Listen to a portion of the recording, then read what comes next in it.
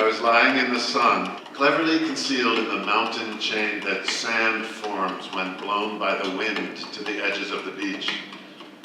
These are mountains of sand, dunes, abundant in ravines, slopes, valleys, a curving and shifting labyrinth, overgrown here and there with brush that vibrates under the unceasing toil of the wind. I was shielded by a substantial Jungfrau, nobly cubic, proud. When one of those hurricanes that endlessly lashed this scorched Sahara kicked up about 10 centimeters from my nose, some sort of beetles, I don't know what to call them, bustled along this desert for reasons unknown. And one of them, within my reach, lay upside down. The wind had overturned it. The sun beat on its belly, which certainly must have been unpleasant considering that this belly was usually left in the shade. There he lay, thrashing his little legs, and it was obvious that nothing was left to it except a monotonous and desperate thrashing of its legs, and it was growing weak. Perhaps it had been there for hours. It was dying. I, a giant, inaccessible to him in my enormity, an enormity that made me invisible to it, I watched that thrashing of legs, and extending my hand, extricated him from his agony. He moved ahead, returned to life in a split second. I had barely done this when I noticed a little farther away an identical beetle in an identical predicament, and he too was thrashing his little legs. I didn't want to move. But why did you save that little guy and not this one? You make one happy and the other should suffer? I took a stick, extended my hand, and saved him. I had barely done this when I saw somewhat farther an identical beetle in an identical predicament, thrashing his little legs, and the sun was beating down on his belly. Was I supposed to change my siesta into an ambulance for beetles in their death throes? But I had become too friendly with these beetles in their strangely helpless thrashing, and you will probably understand that once I had started the rescuing, I had no right to stop at some arbitrary point. It would have been an awful thing to do to this third beetle, to stop exactly at the threshold of his defeat. Too cruel, and somehow impossible to do. Bah! If there had been some sort of boundary between him and the ones I rescued, something that could have authorized me to stop, but there was absolutely nothing. Only another 10 centimeters of sand, always the same little bit of sand. A little further away, it is true, but only a little. Looking around, however, I noticed just a little further another 4 beetles, thrashing and being scorched by the sun. There was no helping it. I got up and rescued them all. Off they went. Then what should my eyes behold but the gleaming, hot, sandy plain of a neighboring slope, and on it, 5 or 6 little thrashing dots, beetles. I rushed to their rescue. I saved them.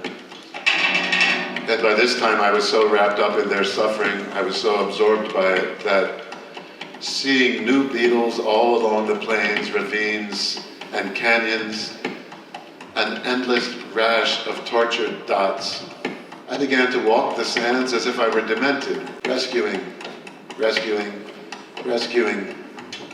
But I knew this could not last forever, for it was not just this beach, but the entire coast as far as the eye could see.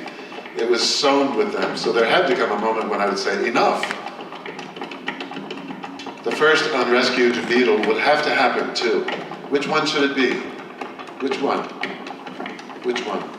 Each time I said, this one, I saved it, unable to bear that awful, almost vile arbitrariness. Because why this one? Why this one? Until I finally broke down. Suddenly, easily, I suspended my empathy, stopped, thought indifferently, well, time to go back, and I left. But the beetle I stopped with, remained behind, thrashing its little legs. Thursday.